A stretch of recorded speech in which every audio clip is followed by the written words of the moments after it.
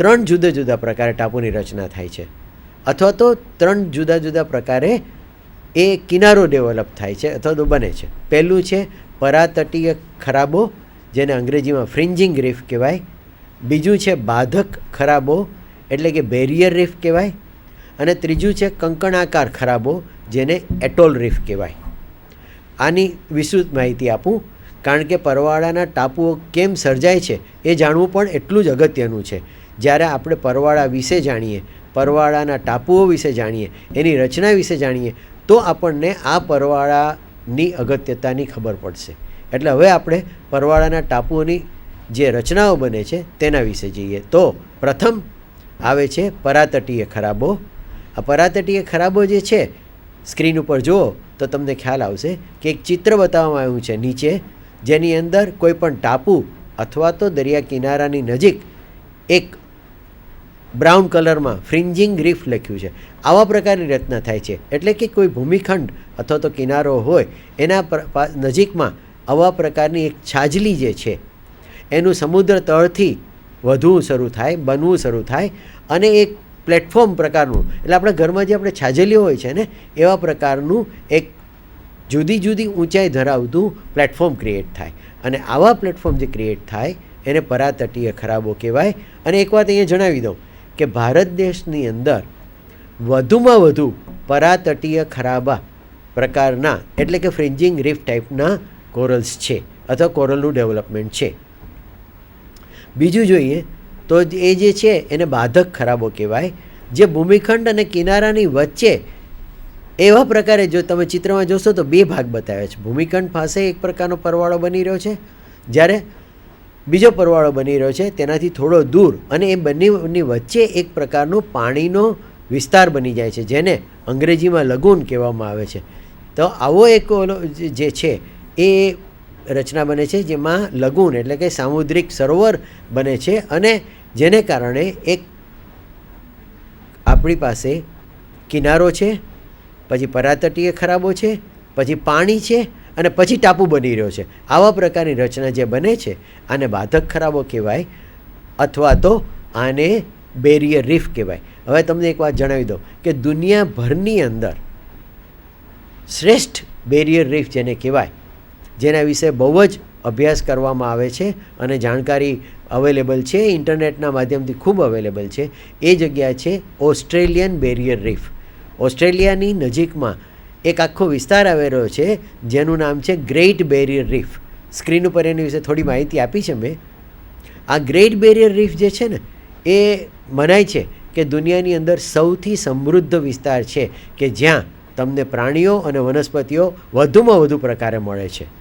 આગળ વધીએ તો ત્રીજો પ્રકાર, જેનું નામ છે કંકણાકાર ખરાબો, અથવા તો કંકણા દ્વીપ પણ કહેવામાં આવે છે. આ ખરાબો જે બને છે ને, તમે જો ફરીવાર ચિત્રમાં જુઓ, જે લખ્યું છે એ તો તમે સૌ વાંચી શકો છો, પણ હું ચિત્રમાં તમને બતાવીને એ કેમ બને છે એના વિશે કહેવાનો પ્રયત્ન કરી રહ્યો છું. તો જોશો તો ખ્યાલ આવશે કે 2 જુદા જુદા છેડેથી પરાતટીય ખરાબા જેવી રચના બનવી શરૂ થાય, અને તેનું એક વ્યાપ વધે, અને વ્યાપ વધતા વધતા એ સમુદ્રનું એક લગૂન, એટલે કે સમુદ્રનો એક વિસ્તાર જે છે એનું સરોવર બનાવી નાખે, અને પછી એની ફરતું એ ડેવલપ થઈ જાય.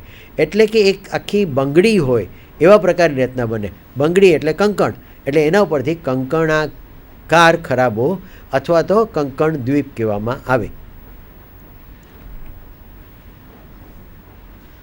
આ વાત મેં હમણાં સુધી જે તમને કરી એની અંદર મારો પ્રયત્ન તમને પરવાળા શું છે અને પરવાળા કેમ રચના કરે છે એનો હતો. બહુ અગત્યની વાત છે કે આની રચના વિશે બહુ જ સામાન્ય રીતે મેં તમને માહિતી આપી. વિશેષ માહિતી ચોક્કસ મેળવવી જોઈએ, કારણ કે પરવાળાના ટાપુઓ જે છે એ સૌથી સમૃદ્ધ જગ્યા છે દુનિયા પરની, અને આપણે ગુજરાતમાં આવી સમૃદ્ધિ છે એને આપણે અભ્યાસ કરવાનો છે, જાણવાની છે અને સાચવવાની છે. હવે પરવાળા વિશે પણ સાથોસાથ જાણતા જઈએ કે ભાઈ આ પથ્થર બનાવે છે, આ રીફ બનાવે છે, જેનું બહુ અગત્યતા છે, જેનું બહુ કામ છે, એ હેબિટાટ પ્રોવાઈડ કરે છે. આવી બધી જ્યારે વાત કરીએ તો એ પોતે શું છે એનું થોડુંક જાણી લઈએ વચ્ચે. તો પરવાળાની અંતસ્થ રચના સ્ક્રીન ઉપર જોશો તો એ પરવાળાનું એક પોલિપનો છેદ બતાવ્યો છે તમને. આ પોલિપની આંતરિક રચના આવા પ્રકારની છે કે જેની અંદર એ એક એવું કોષ્ઠાંતરી સમુદાયનું પ્રાણી છે કે જે પથ્થર સાથે ચોંટેલું રહે છે, જેને અંગ્રેજીમાં અમે લોકો સેડેન્ટરી કહીએ છીએ. સેડેન્ટરી એનિમલ છે અને એ પાણીના ભાગ તરફ એ ઊભેલું હોય છે. આની અંદર મુખ અને મળદ્વાર બંને એક જ હોય છે. એની અંદર ફક્ત એક પ્રકારની કેવિટી આવેલી હોય છે, જેને જે કેવિટી છે એને કોષ્ઠાંત્ર કહેવામાં આવે છે. ખાલી મુખની આસપાસ એને સૂત્રાંગો આવેલા છે અને આ સૂત્રાંગોની અંદર એક વિશેષ પ્રકારના ડંખકોષો આવેલા હોય છે જે તેમના જીવનક્રમને સાચવવામાં અને તેમના ઉપર પ્રિડેશન કરતા એટલે કે તેમને નુકસાન કરતા પ્રાણીઓ સામે રક્ષણ આપે છે. શરીરની દિવાલની રચના સામાન્ય રીતે થોડી જાણવી જોઈએ. એટલે 2 જ સ્તરની બનેલી છે, જેમાં એક બહિર સ્તર છે અને એક અંતઃસ્તર છે. પણ સૌથી અગત્યની 2 વાતો છે. પહેલી વાત એવી છે કે આ શરીર રચના જે તમે જુઓ છો કે એક ઊભી આંગળીના પ્રવર્ધ જેવી છે અને એની આસપાસ સૂત્રાંગો છે. આ રચનાને જ્યારે તમે વધુ વ્યવસ્થિત જોવાનો પ્રયત્ન કરો માઇક્રોસ્કોપની અંદર, જ્યારે આપણે આંતરિક રચના જોઈએ તો આપણને દેખાય કે શરીર ગુહા જે છે એ જુદા જુદા સ્નાયુના વિટપોથી વિભાજિત થયેલી છે અને આ વચ્ચે જે જગ્યા પડે છે એ જગ્યાની અંદર મિઝોગ્લિયા નામનું તત્વ આવેલું છે. તદુપરાંત બહિર સ્તર અને અંતઃસ્તરની વચ્ચે આ પ્રકારના પ્રાણીઓમાં એક વિશેષ ઝૂઝેન્થેલે નામની શેવાળ આવેલી છે. એટલે આ ઝૂઝેન્થેલે જે છે એ પણ બહુ અગત્યની છે. આપણે પરવાળાને જ્યારે તમે પહેલાં ચિત્રો જોયા કે જેની અંદર પરવાળાને જુદા જુદા રંગ મેં બતાવ્યા, તો એ ચિત્રની અંદર રંગ હતા એ કોને કારણે? તો રંગ જે હતા એ આ ઝૂઝેન્થેલેને કારણે છે. તો હવે આપણે આગળ વધીને જોઈએ તો આ ઝૂઝેન્થેલે શું છે? આ ઝૂઝેન્થેલે જે છે એ પરવાળાની અંદર સહજીવન ગુજારતી એક વિશેષ પ્રકારની શેવાળ છે. આ શેવાળ પોતે પરવાળાની જે ત્વચા છે એમાંથી પસાર થતા સૂર્યકિરણોનો ઉપયોગ કરી અને પોતાનો ખોરાક બનાવે છે અને અમુક અંશે આ ખોરાક અથવા તો જે એનર્જી પ્રોડ્યુસ કરે છે એ પરવાળા પોતે પણ વાપરે છે. સૌથી અગત્યની વાત એવી છે કે આ ઝૂઝેન્થેલે જે તમે ચિત્રમાં જોઈ રહ્યો છો એ ઝૂઝેન્થેલે નામના કોષો છે, આલ્ગી એટલે કે જેને આપણે લીલ કહીએ તેના કોષ છે અને એ જુદા જુદા રંગના હોય છે કારણ કે એની અંદર જુદા જુદા રંજક કણો આવેલા હોય છે અને આ કોષોની અંદર આવેલા રંજક કણોને કારણે આપણે પરવાળાને જુદા જુદા રંગના જોઈએ છીએ. આગળ વધીએ તો આ પ્રાણી છે. પ્રાણીને પોતાનું જીવન ટકાવવા માટે ખોરાક લેવો પડતો હોય છે કારણ કે વનસ્પતિ તો પોતાનો ખોરાક બનાવે છે પણ પ્રાણીને તો ખોરાક ઉપર નભવું પડે છે. તો એનો વિચાર કરીએ તો પરવાળાનો મુખ્યત્વે ખોરાક જે છે એ 2 પ્રકારના પ્લવકો, જેને પ્લેન્કટોન અંગ્રેજીમાં કહેવામાં આવે છે, એના ઉપર છે, જેમ કે ઝૂ પ્લેન્કટોન અને ફાઇટોપ્લાન્કટોન. આ જે પ્લવક છે એ સૂક્ષ્મજીવો છે અને પાણીમાં તરતા રહે છે. જ્યારે જ્યારે એ પરવાળાના પોલિપની નજીક પહોંચે ત્યારે તેના સૂત્રાંગો મારફત તેને પકડી અને તેનો ઉપયોગ ખોરાક તરીકે કરે છે. અને આ જે છે તેને એક વિશેષ પ્રકારની પદ્ધતિ કહેવામાં આવે છે જેને ફિલ્ટર ફીડિંગ કહેવામાં આવે છે. આ ફિલ્ટર ફીડિંગની રચનાથી આ પદ્ધતિ મુખ્યત્વે અપૃષ્ઠવંશી પ્રાણીના કેટલાક વિભાગોમાં જોવામાં આવે છે અને ખાસ કરીને આ કોષ્ઠાંતરી પ્રાણીઓમાં ખાસ જોવા મળે છે. કોષ્ઠાંતરી પ્રાણીઓ જેટલા પ્રકારના છે તે બધા જ આવા પ્રકારના ઝૂ પ્લાન્કટોન અને ફાઇટોપ્લાન્કટોન ઉપર જીવે છે. તમને એના વિશે જરાક માહિતી મળે એટલે એક ચિત્ર બતાવું કે ફાઇટોપ્લાન્કટોન કેવા હોય. એટલે કે જે રંજક કણ ધરાવતા વનસ્પતિના કણો છે, નાના નાના માઇક્રોસ્કોપમાં જ જોઈ શકાય અને માઇક્રોસ્કોપ કે સબ માઇક્રોસ્કોપી જોઈ શકાય તેવા ઝૂ પ્લાન્કટોન, જેની અંદર અનેક પ્રકારના સમુદાયના પ્રાણીઓ આવતા હોય છે. પ્રજીવથી શરૂ કરી અને સૂળત્વચી પ્રાણીઓ સુધીના બધા પ્રકારનામાંથી તેની જો ઈયળો અથવા જેને લાર્વા કહેવાય એ અથવા તો અન્ય પ્રકારના પ્રાણીઓ આ પ્રકારનો ખોરાક બનાવે છે અને આ બધો જે છે તે પરવાળાનો ખોરાક છે. આપણે એના વૃદ્ધિ, વિકાસ અને પ્રજનન વિશે થોડું જાણીએ. એક તો બહુ અગત્યની વસ્તુ અહીંયા હું કહું કે પરવાળાનો વિકાસ દર અત્યંત ધીમો છે. એ બહુ જ ધીરી રીતે અથવા તો એમની સ્પીડ જરા પણ નથી એમ કહી તો ચાલે. કારણ કે વિઝ્યુઅલી એટલે કે દેખીતી રીતે આપણને ભાગ્યે જ પરવાળા વધતા હોય એવું લાગે ટૂંક સમયમાં. કેટલોક લાંબો સમય જવા દઈએ અને જો આપણે વિચારીએ અને જોઈએ તો પરવાળાનો વિકાસ જોઈ શકાય. બાકી બહુ જ ધીરા વિકાસથી એ આગળ વધતા હોય છે અને એને જ કારણે પરવાળાની જે ટાપુઓ બન્યા અથવા પરવાળાની જે રચના થઈ જે જગ્યાએ એનું રક્ષણ કરવું એ આપણી સૌથી પહેલી જરૂરત છે. કારણ કે જો આપણે એનું રક્ષણ નહીં કરીએ તો એની વૃદ્ધિ જે બહુ જ ધીમી છે તો વૃદ્ધિ જ જ્યાં થવાનો સવાલ નથી કરતા તો એ આગળ પણ ક્યાંથી વધશે? આગળ ટાપુ મોટો ક્યાંથી થશે? આગળ આપણને રીફ વધશે કેવી રીતે? આ એક બહુ મોટો પ્રોબ્લેમ થાય એમ છે. તો વૃદ્ધિ એ એક વસ્તુ છે. વૃદ્ધિની સાથોસાથ એ પરવાળા જે છે એનું પ્રજનન પણ થવું જોઈએ. તો લૈંગિક અને અલૈંગિક બે પ્રકારના પ્રજનન કરે છે અને અહીં તમને અલૈંગિક પ્રજનન બતાવવામાં આવ્યું છે જે કલિકા સર્જન દ્વારા થાય છે. જો તમે વનસ્પતિશાસ્ત્ર, પ્રાણીશાસ્ત્રના અભ્યાસ કરતા હશો તો તમારા માટે આ કલિકા સર્જન સમજવું જરાય અઘરું નથી.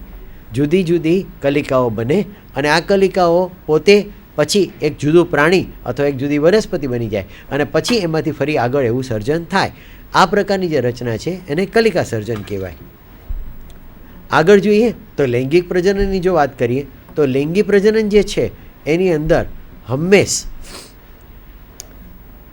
નર અને માદા કોષોનું જનરેશન થવું જરૂરી છે. એટલે નર અને માદા કોષો જે છે એ બને છે અને આ જે કોષો બને એને જન્યુઓ કહેવાય. આ જન્યુઓનું એક વિશેષ પ્રકારે દરિયાના પાણીમાં મૂકવામાં આવે છે પરવાળા દ્વારા, જેનું નામ છે બ્રોડકાસ્ટ સ્પાઉનિંગ. એટલે એનો એક વિશેષ સમયે શ્રેષ્ઠ વાતાવરણમાં બ્રોડકાસ્ટ સ્પાઉનિંગ થાય. એટલે લાખોમાં આ કણ એટલે કે નર અને માદા પ્રજનન કોષો એ પાણીમાં જાય, છૂટા છૂટા જાય, પછી તેમના વચ્ચે સમન્વય થાય અને સમન્વયથી એક ફલિતાંડ રચાય અને ફલિતાંડ જે રચાય એની તમે નીચેની લીટી વાંચશો તો જે ફલિતાંડ રચાય એમાંથી એક ડિંબ બને. ડિંબ એટલે એક પ્રકારની લાર્વા અથવા તો ઈયળ. અને આ ડિંબ જે બને એ પોતાની ક્ષમતાથી પાણીમાં તરી અને જુદા જુદા પ્રકારના તેમના માટે જરૂરી શ્રેષ્ઠ સ્થાન શોધે અને આ શ્રેષ્ઠ સ્થાન ઉપર પછી એ પોતે સેટલ થઈ જાય. સેટલ થઈને એ બાળ પ્રાણીમાં પરિવર્તિત થાય અને બાળ પ્રાણીમાંથી ધીરે ધીરે એ પરવાળાનો પોલિપ બને અને પરવાળાનો જે પોલિપ બને એવા બીજા અનેક હોય એ ભેગા થઈ અને એક પ્રકારની વસાહત બનાવે. આ થયું એમનું પ્રજનન. વિકાસ માટે મેં કીધું કે બહુ જ ધીમો છે. પ્રજનન પોતે ધીમું છે, વિકાસ પણ ધીમો છે. એટલે ખાસ કરીને આપણે એના વિશે ધ્યાન રાખવું બહુ જરૂરી છે. આગળ જઈએ તો પરવાળાની ઇકોલોજી એટલે પરિસ્થિતિ વિશે જાણવું જોઈએ. તો પરિસ્થિતિ એ એક વિશેષ પ્રકારની જીવશાસ્ત્રની અથવા તો જીવવિજ્ઞાનની શાખા છે જેની અંદર પ્રકૃતિ અને કૃત્રિમ વાતાવરણ જે એની આસપાસ રચાતું હોય છે અથવા તો કે એના બાયોટિક અને એબાયોટિક એટલે જૈવિક અને અજૈવિક પરિબળો છે એનો કેવો સમન્વય રચાય છે અને આ જે સમન્વય અને આંતર સંબંધો જે એના હોય છે તેના ઉપરથી આ નિવેશન તંત્ર ટકે છે. તો આ નિવેશન તંત્રને સમજવા માટે આપણે વિશેષ રીતે આવા પ્રકારના સ્થાન ઉપર જઈ અને તેનો વિસ્તૃત અભ્યાસ કરવો જરૂરી છે. કદાચ પરવાળાનો પોતાનો વૈજ્ઞાનિક અભ્યાસ કરવો એટલો સહેલો નથી, પરંતુ તેમના પર્યાવરણનો અભ્યાસ કરવામાં કોઈ પ્રકારની તકલીફ મને નથી દેખાતી. જેથી કરીને આપણે જો એના પરવાળાના પર્યાવરણને વ્યવસ્થિત શીખશું અને સમજશું તો આપણને આગળ વધુ સમજણ પડશે અને આગળ વધુ એનો ઉપયોગ કરી શકશું. અજૈવિક જેને પરિબળો કહેવાય એ કેટલાક એવા છે કે જે પરવાળાના નિવસન તંત્રનું કંટ્રોલ મિકેનિઝમ કરે છે એટલે કે વ્યવસ્થાપન કરે છે. તો એના વિશે જરાક જોઈ લઈએ. તો તાપમાન પહેલાં જ આ પરિબળો મેં કહી દીધા છે. ફરી એકવાર હું ટૂંકમાં રિપીટ કરું કે તાપમાન વિશે જાણવું જરૂરી છે. તેની અંદર પ્રકાશ વિશે જાણવું જરૂરી છે. પ્રકાશ એ બહુ અગત્યની વસ્તુ છે. કેમ તો કે પ્રકાશ હોય તો જ ઝૂઝેન્થેલે જે છે એ પોતે ખોરાક ઉત્પન્ન કરી શકશે અને પાર્ટલી એ એનર્જી આપી શકશે. અને પ્રકાશ હશે તો ફાઇટોપ્લાન્ક્ટોન અને ઝૂપ્લાન્ક્ટોન એ નિવસન તંત્રમાં આવશે અને એનો ખોરાક તરીકે ઉપયોગ થશે. ઉપરાંત પરવાળા એ કોષ્ઠાંતરી પ્રાણી છે અને બહુ જ મૃદુ પ્રાણી છે, એટલે કે બહુ સોફ્ટ પ્રાણી છે. એ બનાવે છે હાર્ડ કોરલ્સ, પણ છે પોતે બહુ સોફ્ટ. એટલે પાણીનો પ્રવાહ, ભરતી ઓટ, આ બધી વસ્તુ એના ઉપર કોઈને કોઈ રીતે પરિબળ તરીકે કામ કરે છે. થોડું ઘણા અંશે નુકસાન પણ કરી શકતું હોય છે. પાણીની પારદર્શકતાની તો આપણે વાત કરી જ ચૂક્યા છીએ.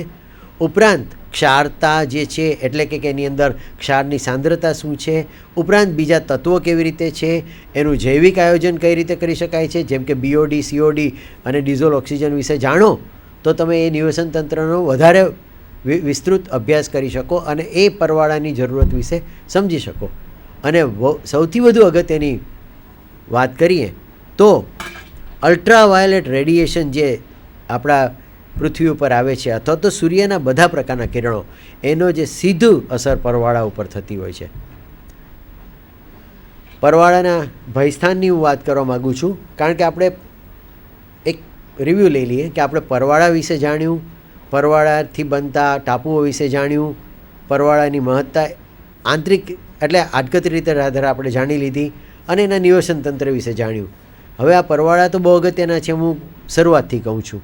તો એને ભયસ્થાન શું છે અથવા તો શેને કારણે તેમને તકલીફ થઈ શકે છે એનો પણ આપણને ખબર હોવી જોઈએ. તો બે પ્રકારના ભયસ્થાન છે. પહેલું જે છે એ નૈસર્ગિક, કોઈ પણ નિવસન તંત્ર હોય એની અંદર વનસ્પતિ અને પ્રાણી એકબીજાના આધારિત જ જીવન ગુજારતા હોય અને એકબીજાને રક્ષણ પણ આપે, એવી જ રીતે એકબીજાનો ભોગ પણ લેતા હોય. તો આવી જ રચના પર્યાવરણની રચના પરવાળાના નિવસન તંત્રમાં પણ છે. તો જોઈએ તો નૈસર્ગિક ભયસ્થાનો જે છે એમાં થર્મલ સ્ટ્રેસ ઇન્ડ્યુસ્ડ બ્લીચિંગ એક થાય છે. આગળ એની વાત આવશે. રાધર બધા વિશે થોડી માહિતી આવી રહી છે. કોરલના ડિઝીઝ વિશે માહિતી આવશે. તેની અંદર મીઠું પાણી આવે તો શું છે એ, પછી કેટલીક માછલીઓ છે પરવાળાના નિવસન તંત્રમાં જે નુકસાન કરે છે એના વિશે આવશે. અને એક તારા મત્સ્ય છે જે પણ એક ખાસ છે કે જે પરવાળાને બહુ નુકસાન કરે છે. આ કુદરતી પરિબળો થયા. હવે આપણે જોઈએ તો માનવ સર્જિત. આપણે આપણા પોતાના માટે ઘણું બધું શ્રેષ્ઠ કરવાનો પ્રયત્ન કરતા હોઈએ છીએ, પણ એના કારણે આપણે પરવાળા તથા પરવાળાના નિવસન તંત્રને ઘણી જુદી જુદી રીતે નુકસાન કરતા હોઈએ છીએ. સૌથી પહેલું તો છે કે આપણે તેનો